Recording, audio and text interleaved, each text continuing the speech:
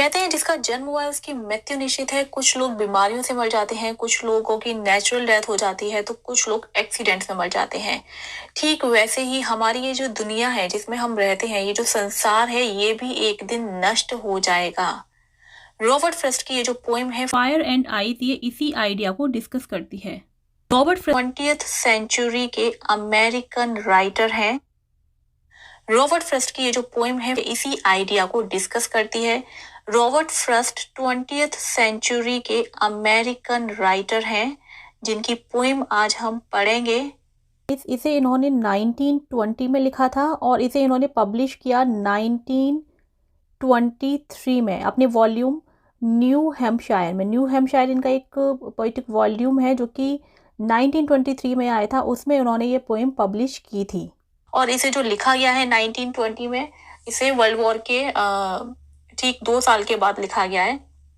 और ऐसा क्यों है? क्योंकि वर्ल्ड वॉर के बाद फिर ये बातें उड़ना शुरू हो गई थी। लोग सोचने लगे थे कि दुनिया जो है बहुत जल्द खत्म होने वाली है, ऐसे खत्म हो जाएगी। तो लोग इस तरीके की बातें करते थे। तो यहाँ पे ये जो पोइम है इसके 2 सोर्सेस हमें समझ में आते हैं। पहला सोर्स क्या है? पहला सोर्स है डेंटे की इन्फर्नो। डेंटे जो है ये एक क्लासिकल राइटर है, इनकी एक बुक है इन्फर्नो, ठीक है, जिसमें कि हेल को डिस्क्राइब किया गया है। तो रॉबर्ट फ्रॉस्ट ने वहीं से इंस्पायर होकर ये पोएम लिखी है। दूसरा सोर्स है कि रॉबर्ट फ्रॉस्ट ने का एक बार कॉन्वर्सेशन हुआ था एक एस्ट्रोनॉमर के साथ, जहां पर एस्ट्रोनॉमर ने उनको बताया कि ये जो सन है ये एक दिन ठंडा हो जाएगा, इसकी जो गर्मी है वो धीरे धीरे खत्म हो जाएगी और ठंड की वजह से हर सब कुछ जो है वो फ्रीज हो जाएगा और ये दुनिया खत्म हो जाएगी। तो जो एस्ट्रोनॉमर थे वो रॉबर्ट फ्रॉस्ट से पूछते हैं कि तुम्हारा क्या विचार है इस बारे में। तो रॉबर्ट फ्रॉस्ट जो है वो उस कॉन्वर्सेशन से इंस्पायर होकर बाद में ये पोएम लिखते हैं। तो हमें 2 नोन सोर्सेस समझ में आते हैं इस पोएम के कि जिनसे इंस्पायर होकर रॉबर्ट फ्रॉस्ट ने ये पोएम लिखी है। अब देखिए एक और इसमें इम्पोर्टेंट पॉइंट ये है कि ये जो पोएम है ये कहलाती है एपोकलिप्टिक पोएम। अब एपोकलिप्टिक पोएम्स क्या होती हैं? देखिए, एपोकलिप्टिक पोएम्स वो पोएम्स होती हैं जो किसी भी डिस्ट्रक्शन को डिस्क्राइब करती हैं। मान लीजिए जो कि वर्ल्ड डिस्ट्रक्शन को डिस्क्राइब कर रही हैं, सेल्फ इंडिविजुअल के डिस्ट्रक्शन को डिस्क्राइब कर रही हैं, उनको हम बोलते हैं एपोकलिप्टिक पोएम। तो this is one of the type of apocalyptic poem. इसमें फायर और आइस, इन दोनों एलिमेंट्स को सिंबलाइज किया है, एज अ सिंबल यूज किया है। फायर जो है ये किसका सिंबल है? फायर सिंबल है डिजायर का, क्योंकि पोइट को लगता है कि जो डिजायर है लोगों के अंदर, जो ग्रीड है, जो लस्ट है, ये किसी भी फायर से कम नहीं है। लोग इतने ज्यादा ग्रीडी हो गए हैं अपनी डिजायर्स के चलते हुए कि वो क्या कर रहे हैं, सेल्फ डिस्ट्रक्शन पर उतर आए हैं। मतलब खुद अपना ही नुकसान कर रहे हैं, साथ में दूसरों का भी नुकसान कर रहे हैं। ठीक है, तो यहाँ पे जो फायर है ये सिंबल है डिजायर का, और ये जो आइस है ये सिंबल है हेट्रेड का। तो पोइट का क्या मानना है? पोइट कहते हैं कि some say the world will end in fire. Poet कह रहे हैं कि कुछ लोगों को ऐसा लगता है कि ये जो दुनिया है ये फायर की वजह से एक दिन नष्ट होगी। फॉर एग्जाम्पल ग्लोबल वार्मिंग की वजह से नष्ट हो सकती है, या कोई एस्टेरॉइड आके गिर सकता है, पृथ्वी से टकरा सकता है, उसकी वजह से कोई बड़ा ब्लास्ट हो और ये दुनिया खत्म हो जाए। या फिर कुछ अब तो न्यूक्लियर वेपन्स की भी बात होती है कि उनकी वजह से दुनिया खत्म हो सकती है। वहीं दूसरी ओर कुछ लोग मानते हैं कि ये जो दुनिया है ये आइस की वजह से खत्म होगी। मान लीजिए कि जो सूर्य है, जो कि हमें एनर्जी देता है, जो कि लाइफ का सोर्स है, अगर वो ठंडा हो जाए, उसकी गर्मी खत्म हो जाए तो क्या होगा? सब कुछ ठंडा हो जाएगा, फिर सारी चीजें जम जाएंगी, तो लाइफ खत्म हो जाएगी। दूसरा, अगर ग्लेशियर्स पिघल जाएंगे सारे, ठीक है, तो वाटर लेवल हाई हो जाएगा, तो फिर वो आइस एक रीजन बनेगी इस दुनिया के खत्म होने का। तो इस तरीके से उनका मानना है कि लोगों के अलग अलग जो है विचार हैं, अलग अलग उनकी थिंकिंग है कि ये दुनिया इस तरीके से खत्म होगी। लेकिन पोइट जो है वो थोड़ा अलग तरीके से उनके इस विचार को अपने हिसाब से हमें इस पोएम में समझा रहे हैं। पोइट कहते हैं कि इंसान की जो डिजायर होती है ये किसी फायर से कम नहीं है। मतलब एक लिमिट तक डिजायर का होना अच्छी बात है, लेकिन जब लोगों के अंदर डिजायर ग्रीड बन जाती है, लस्ट बन जाती है, तो फिर वो डिस्ट्रक्टिव हो जाती है। वो लोग ना तो केवल अपना नुकसान करते हैं, सेल्फ डिस्ट्रक्शन करते हैं, बल्कि वो दूसरों का भी नुकसान करते हैं डिजायर की वजह से। क्योंकि वो किसी और पर्सन को आगे बढ़ता हुआ नहीं देख सकते, वो दूसरों को सक्सेसफुल होते हुए नहीं देख सकते। क्योंकि अगर ऐसा होगा तो दुनिया क्या होगी, दुनिया खत्म हो जाएगी। क्योंकि जो भी सिस्टम चलता है ना वो कॉपरेशन से चलता है। लेकिन अगर लोगों के अंदर कॉपरेशन ही नहीं रहेगा, वो खुद के लिए इतने ज्यादा ग्रीडी हो जाएंगे कि सब कुछ उनको ही चाहिए, वो किसी और के साथ किसी भी तरीके का कॉपरेशन नहीं करना चाहेंगे, तो जो हमारा ये जो सोसाइटी है वो कैसी हो जाएगी, एकदम वायलेंट और वाइल्ड हो जाएगी। एक दूसरे को मार रहे हैं, काट रहे हैं, तो इसी तरीके से क्या होगा, मर जाएंगे। हर कोई एक दूसरे को मारने पर अगर उतर आएगा तो क्या होगा, ये दुनिया डिजायर की वजह से ही खत्म हो जाएगी। सम से इन आइस, पोइट यहाँ पे कह रहे हैं कि कुछ लोग कहते हैं कि ये दुनिया आइस की वजह से खत्म होगी।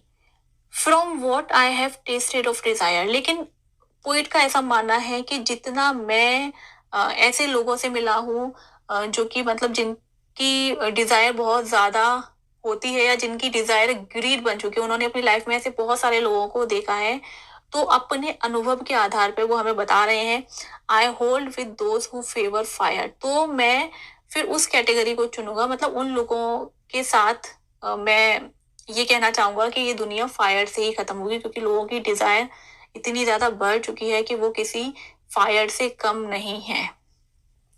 But if it had to perish twice, अब पोइट यहाँ पे ना थोड़ा सा ड्युअलिटी वाला स्टेटमेंट दे रहे हैं। वो कह रहे हैं कि लेकिन अगर ये दुनिया 2 बार खत्म होनी हो, ठीक है, अगर ये दुनिया दोबारा खत्म होनी हो या 2 बार खत्म होनी हो, I think I know enough of hate, तो फिर मुझको ऐसा लगता है, पोइट कह रहे हैं कि उनको ऐसा लगता है कि अगर ये दुनिया दूसरी बार भी खत्म होनी हो, तो मुझे लगता है कि हेट जो है, हेट मतलब दूसरों से घृणा करना, जेलसी रखना, नफरत करना, to say that for destruction ice is also great. तो देखिए ये जो हेट है ये लोगों को कैसा बना देती है, आइस की तरह ठंडा बना देती है, मतलब इनसेंसिटिव बना देती है।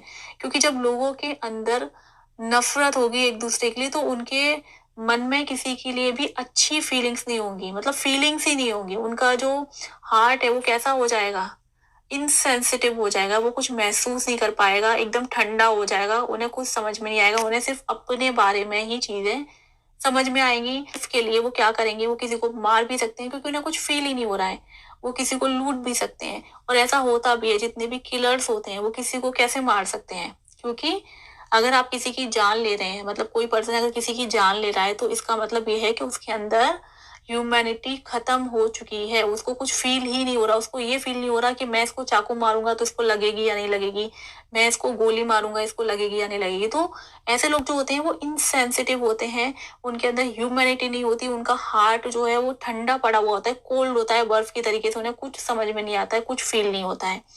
तो अगर दुनिया दोबारा खत्म होनी होगी या दोबारा खत्म होती है या 2 बार खत्म होती है, तो मुझे लगता है कि, मतलब पोइट कह रहे हैं कि उनको लगता है कि आइस जो है, ठीक है, मतलब ये जो घृणा रूपी जो आइस है ये भी कोई कम नहीं है, ये भी फायर से कम नहीं है, ये भी उतनी ही ताकत रखती है जितनी ताकत फायर के अंदर है इस दुनिया को खत्म करने की, उतनी ही ताकत आइस के अंदर भी है दुनिया को खत्म करने की। और दूसरे वर्ड्स में हम ये कह सकते हैं कि जितनी ताकत डिजायर और ग्रीड के अंदर है इस दुनिया को खत्म करने की, उतनी ही ताकत जो है हेट में भी है कि उसकी वजह से भी दुनिया खत्म हो सकती है। क्योंकि अगर हम वैसे देखें ग्लोबली, तो कंट्रीज क्या कर रहे हैं, सबको अपनी बाउंड्रीज को बढ़ाना है, सबको अपनी इकोनॉमी जो है वो दूसरे कंट्रीज से बेटर बनानी है, और इस वजह से क्या कर रहे हैं, वॉर्स होते हैं आपस में, एक कंट्री दूसरी कंट्री के ऊपर अटैक कर देती है। तो ये सब क्या है,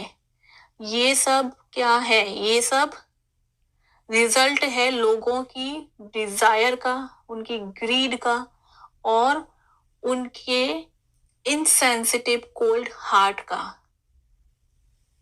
ठीक है। तो पोइट कहते हैं कि ये जो आइस है ये सफिशियंट है, सफाइस का मीन होता है सफिशियंट है इस दुनिया को खत्म करने के लिए। चलिए अब हम इसकी राइम स्कीम देख लेते हैं। राइम स्कीम आपको कैसे चेक करनी है? राइम स्कीम चेक करने का सबसे अच्छा तरीका है कि आपको पोएम की लाइन का जो लास्ट वर्ड है वो देखना है। अब देखिए यहाँ पे ये जो लास्ट वर्ड है ये है फायर, फायर। तो यहाँ हम इसको चेक करने का सबसे अच्छा तरीका है कि आपको पोएम की लाइन का जो लास्ट वर्ड है वो देखना है। अब देखिए यहाँ पे ये जो लास्ट वर्ड है ये है फायर, फायर। तो यहाँ हम इसको ए नाम दे देंगे, हमने इसका नाम रख दिया ए। अब हम दूसरी लाइन देखते हैं, सम से इन आइस। आइस और फायर, क्या इनका साउंड एक जैसा है, राइम सेम है? नहीं है। तो फिर जब एक जैसे नहीं है तो फिर हम इसको बी नाम दे देंगे। ठीक है, जैसे कि मैथमेटिक्स में करते हैं ना, अगर जैसे ट्राइंगल बनाया तो एक को रख दिया ए, दूसरे को रख दिया बी, तीसरे को रख दिया सी। ठीक है, वैसे ही हमको यहाँ पे करना है कि जो फायर है इसको हमने रख दिया ए, आइस को रख दिया बी। और अब देखते हैं नेक्स्ट डिजायर। अब ये जो डिजायर है ये हमारा फायर से राइम कर रहा है, तो जब हमने फायर को ए दिया तो हम डिजायर को भी ए देंगे, क्योंकि दोनों एक जैसे हैं ना तो इनके नाम भी एक जैसे रखे जाएंगे। नेक्स्ट है फायर। तो अब ये भी ये तो फायर को हमने ए दिया था, डिजायर, फायर ये तीनों एक जैसे हो गए, तो यहाँ पे भी हम इसको ए ही लिखेंगे। उसके बाद आता है ट्वाइस। अब ये जो ट्वाइस है ये आइस के साथ मैच करता है, तो आइस को हमने क्या नाम दिया था? बी, तो हम यहाँ पे भी इसका नाम रख देंगे बी। उसके बाद आता है हेट। ठीक है, तो ये हेट जो है ये किसी के साथ मैच नहीं कर रहा है, तो हम इसको एक नया नाम देंगे, हम दे देंगे इसको सी नाम। उसके बाद फिर से आइस आ जाती है, तो आइस को हमने नाम क्या दिया था? बी, बी लिख दिया। उसके बाद आता है ग्रेट। अब ये जो ग्रेट है ये हेट के साथ मैच कर रहा है, तो ये हो जाएगा सी, क्योंकि हमने हेट को सी नाम दिया था। देन है आपका सफाइस। अब सफाइस जो है ये भी आइस के साथ मैच कर रहा है, तो यहाँ पे इसका नाम हो जाएगा बी। तो ये हमारी हो गई राइम स्कीम। अब इस पोएम की राइम स्कीम क्या हो गई? ए बी ए। ठीक है, ये 3 लाइन हो गई। उसके बाद ए बी सी, ये 3 लाइन का एक पेयर बन गया, 3 लाइन का, क्योंकि 9 लाइन्स हैं इसमें टोटल, तो 3 लाइन्स का पेयर बनाएंगे। A B C, then B C B, B C B, हमारा ये 9 लाइन का एक स्टैंजा हो गया। ठीक है, ये राइम स्कीम आई होप आपको समझ में आ गई होंगी कैसे निकालते हैं। अब हम इसके जरा फिगर ऑफ स्पीच देख लेते हैं। तो ये जो पहला यहाँ पे लाइन दी हुई है कि some say the world will end in fire, some say in eyes, ये जो लाइन है ये क्या दिखा रही है? ये दिखा रही है इमेजरी को। यहाँ पे इमेजरी के अलावा जो दूसरा फिगर ऑफ स्पीच है वो है एनाफोरा, क्योंकि जब भी कोई भी वर्ड या फ्रेज आप देखते हैं कि लाइन के स्टार्टिंग में रिपीट हो रहा है, सेम है, तो वहाँ पे फिगर ऑफ स्पीच होता है एनाफोरा। तो यहाँ पे आपका एक हो जाएगा एनाफोरा यहाँ, ठीक है, और इमेजरी भी हो जाएगी। देन उसके बाद next, I hold with those who favour with fire, यहाँ पे होल्ड दोज, यहाँ आपको समझ में आ रहा है कि यहाँ पे हो रहा है रिपीटेशन वोवेल साउंड का, तो यहाँ फिगर ऑफ स्पीच हो जाएगा एसोनेंस। साथ ही यहाँ पे एलिट्रेशन भी है, क्योंकि यहाँ पे जो एफ है कॉन्सोनेंट साउंड इसका भी रेपिटेशन है, तो यहाँ पे एसोनेंस एलिट्रेशन दोनों फिगर ऑफ स्पीच हैं इस लाइन में। ये जो थर्ड और फोर्थ लाइन है इसमें कंटिन्यूशन ऑफ आइडिया है, कोई फुल स्टॉप नहीं है, कोई पॉज नहीं है, तो एक तो आपका एंजॉयमेंट जो है ये यहाँ हो गया। तो ये थे इसके कुछ important figure of speech. I hope आपको ये वीडियो अच्छा लगा होगा। MPPCT मेंस की जो प्रिपरेशन कर रहे हैं उनको मैं इन्फॉर्म करना चाहूँगी कि मेरा जो बैच है वो स्टार्ट हो चुका है। अगर आप ज्वाइन करना चाहते हैं तो केवल 999 में आप ये बैच ज्वाइन कर सकते हैं। Thank you.